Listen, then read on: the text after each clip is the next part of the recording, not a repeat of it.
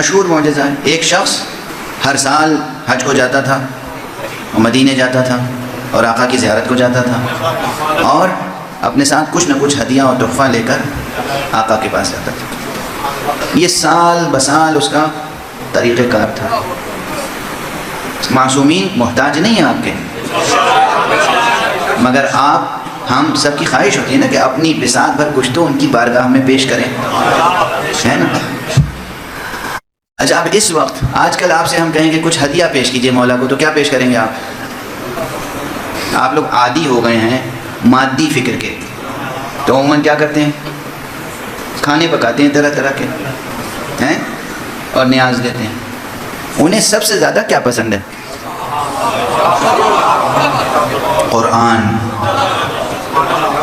محمد اور آل محمد عاشق قرآن ہے، عاشق قرآن ہے. کیسے عاشق ہے؟ عاشق قرآن ہے. نو کہ نیزہ پہ بھی قرآن پڑھتے ہیں، گہوارے میں بھی قرآن پڑھتے ہیں. ایسے عاشق قرآن ہے.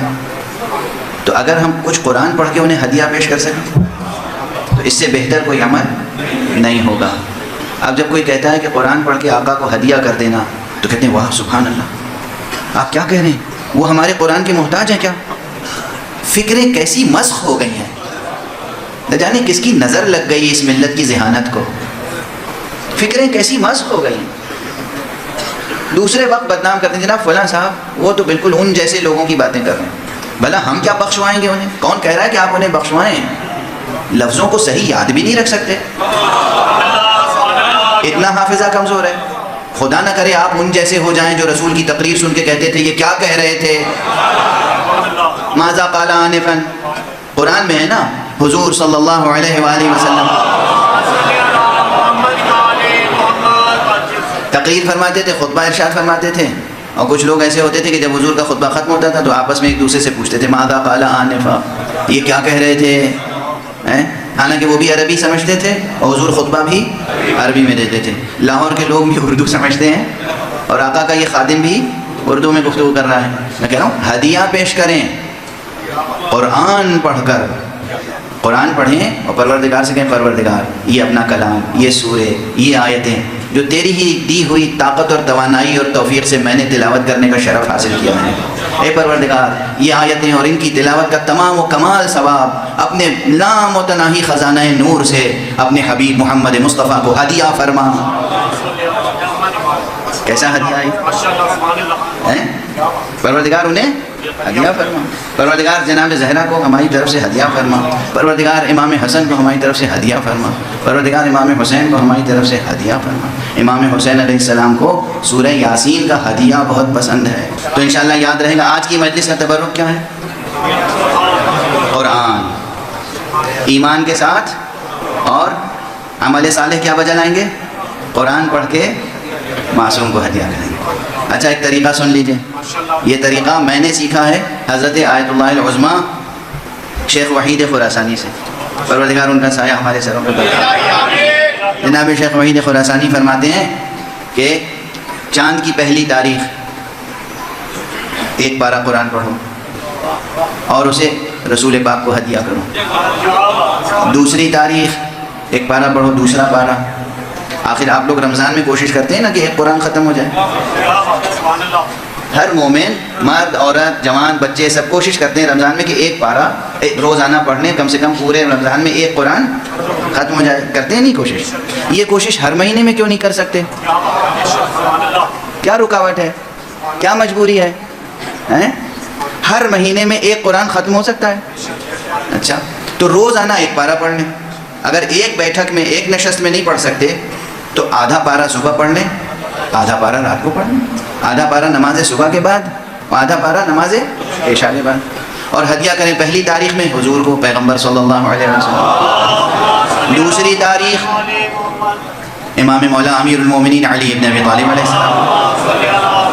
تیسری تاریخ بی بی جناب زہرا سلام اللہ علیہ. چوتھی تاریخ امام حسن. پانچویں تاریخ امام حسین. اور پھر چھٹی تاریخ امام سجاد. اور اسی طرح 14ویں تاریخ جب آئے گی تو امام عاصر عجل اللہ تعالی فرجہ شریف کو ہدیہ کریں. 15ویں تاریخ سے پھر اسی ترتیب سے شروع کریں. تو ہر مہینے میں 14 معصوموں میں سے ہر معصوم کی بارگاہ میں 2 حاضریاں لگ جائیں گی، ہے نا؟ آپ کی زبان میں 2 مرتبہ آپ حاضری دیں گے، 2 مرتبہ ان کی خدمت میں ہدیہ پیش کریں گے، ہیں؟ اچھا آپ یہ بتائیے کہ جب آپ انہیں ہدیہ دیں گے، آپ نے کبھی بچوں سے ہدیہ لیا ہے؟ نہیں، چھوٹوں سے بچوں سے ہدیہ لیتے ہیں، شرافت کی بات یہ ہے، کرم یہ ہے کہ جب کوئی چھوٹا بھی دے تو اسے پیار سے لے، لیکن ادب بزرگواری کا یہ ہے کہ پھر اپنے پاس سے اس سے کوئی بڑا ہدیہ اس کو دے۔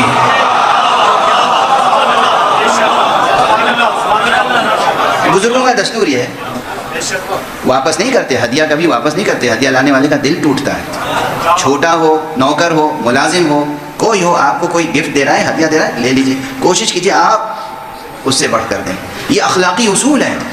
تو جب آپ انہیں ہدیہ دیں گے تو کیا وہ کریم ابن کریم آپ کو ہدیہ نہیں دیں گے؟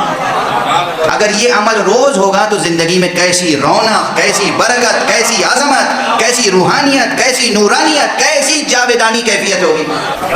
یہ 1 گھنٹہ مجلس مجھ سے پڑھوا رہے ہیں، 1 گھنٹہ روز قرآن آپ پڑھیں گے، ٹھیک ہے نا؟ ایک صلوات پڑھیے محمد، پڑھ کے دیکھیں بات کہاں سے کہاں پہنچ گئی۔ بات اسے گرہ میں باندھ لیجئے اور پھر آپ یقین کیجئے، ابھی ہر آدمی آتا ہے، مولانا یہ بیماری ہے، کوئی دعا بتائیے، یہ پریشانی ہے، کوئی دعا بتائیے، بیٹی کی شادی نہیں ہو رہی ہے، کوئی دعا بتا دیجئے، بیٹے کی شادی نہیں ہو رہی ہے، کوئی دعا بتا دیجئے، گھر میں پریشانی ہے، کوئی دعا بتا دیجئے۔ اگر آپ یہی عمل 5 وقت کی نماز پابندی سے پڑھیں اور ہر روز کسی معصوم کو ہدیہ کریں اور جواب میں کہیں آقا ہم نے اپنی بساط پر ہدیہ پیش کیا ہے، ہمیں آپ سے صحت چاہیے، ہمیں آپ سے بچے کی تعلیم چاہیے، ہمیں آپ سے بیٹی کے لیے اچھا رشتہ چاہیے، جو حاجت چاہو معصوم کے در سے پوری ہوتی ہے۔ اور یہ جملہ بھی عزیز و شرک نہیں ہے، صلوات پڑھ دیں محمد والے۔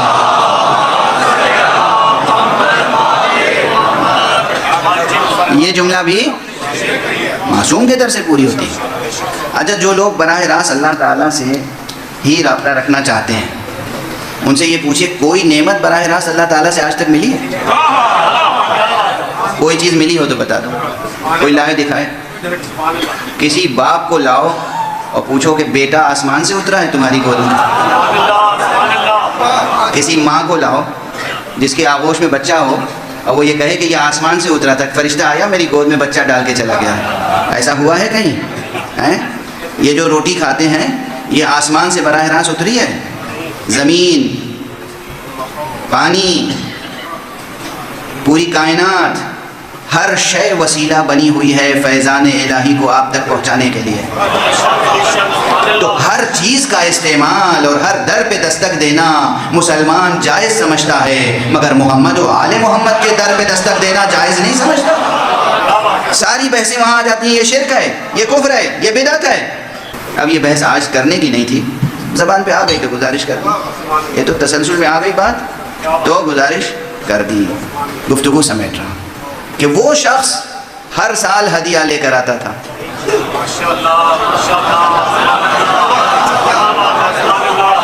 یاد ہے نا بات کا سرا؟ ایک مومن ہر سال مکے آتا تھا حج کے لیے، مدینے آتا تھا اور چوتھے امام کی خدمت میں ہدیہ لے کر آتا تھا۔ ایک سال کچھ ایسا ہوا، کوئی کمزور لمحہ تھا اس کی زندگی میں، اس کی بیوی کی زندگی میں۔ چلتے ہوئے بیوی نے کہا یہ تم اپنے مولا کے لیے، آقا کے لیے، امام کے لیے ہر سال ہدیہ لے جاتے ہو، کبھی انہوں نے بھی کچھ دیا تم کو؟ روایت ہے۔ اب یہ شخص آیا، یہ گفتگو کہاں ہوئی ہے؟ اس کے وطن میں، اس کے وطن میں۔ یا حج کیا، مدینے گیا، حضور کی زیارت کی، پھر فرزند رسول کی خدمت میں پہنچا، ہدیات پیش کیا، نذرانہ پیش کیا، آقا نے بٹھایا اور دسترخوان بچھایا اور کھانا کھلایا، مہمان تھا، ہر سال یہی ہوتا تھا۔ اس کے بعد روایت میں 2 متن ہیں یہاں پر۔ ایک متن یہ ہے کہ اس نے کہا آقا میں آپ کا ہاتھ دھلاؤں گا، تو پہلے آقا نے کہا کہ تم مہمان ہو، تم میرا ہاتھ دھلاؤ گے یا میں تمہارا ہاتھ دھلاؤں؟ یہ ہے اخلاق، یہ اخلاق ہے ائمہ۔ اس نے کہا نہیں آقا یہ نہیں ہو سکتا، میں آپ کا ہاتھ دھلاؤں گا۔ تو پھر آپ نے کہا اچھا پھر دھلاؤ۔ تشت لایا گیا، اس نے پانی امام کے ہاتھوں پہ ڈالا، آپ نے ہاتھ دھویا اور اس کے بعد کہا رک جاؤ، دیکھو تشت میں کیا ہے؟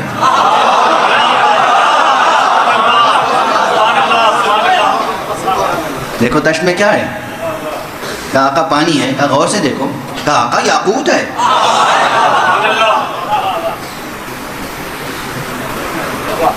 کہا اچھا پھر پانی ڈالو۔ پھر اس نے ہاتھ میں پانی ڈالا، آپ نے پھر ایک بار دھویا۔ کہا اب کیا ہے؟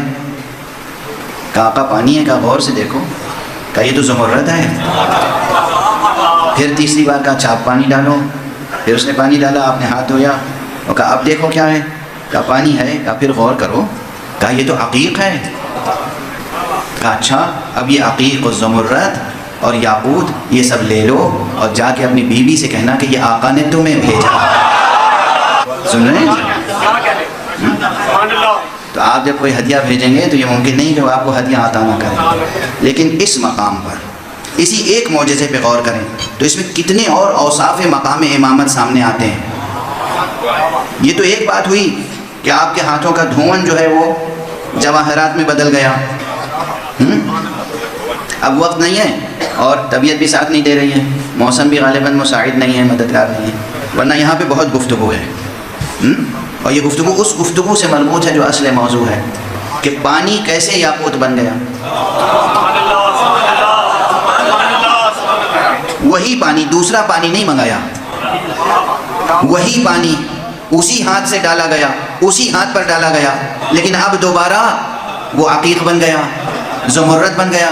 اس کے معنی یہ ہے کہ پانی وہی ہے، مالیکیولز وہی ہیں، ایٹم وہی ہے، الیکٹرانز وہی ہیں، مگر یہ کہیں ارادہ کن فیکونی ہے۔ ارادہ ہے، وہی پانی ہے، ارادہ ہے کہ یاقوت ہو جائے تو یاقوت ہو گیا، ارادہ ہوا کہ یہ زمرد ہو جائے زمرد ہو گیا، ارادہ کر لیا کہ یہ عقیق بن جائے عقیق بن گیا۔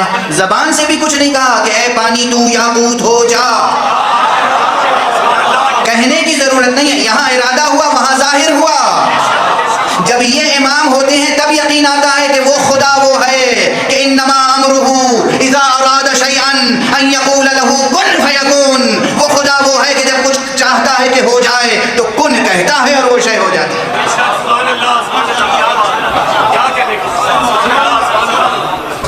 یہ مظہر ہے۔ اچھا یہ قلب ماہیت ہو گئی، یہ معجزہ ہو گیا، لیکن گفتگو وہاں ہوئی تھی، یہ انہیں خبر کیسے ہو گئی؟ توجہ ہے؟ گفتگو کہاں ہوئی؟ سینکڑوں میل دور، اور انہیں پتا کیسے کہ بیوی نے چلتے وقت یہ کہا تھا؟ اور اس لیے آپ نے فرمایا کہ جا کے اپنی زوجہ کو میری طرف سے یہ دے دینا۔ اس کے معنی ہے کہ امام کے سامنے کوئی حجاب نہیں ہوتا۔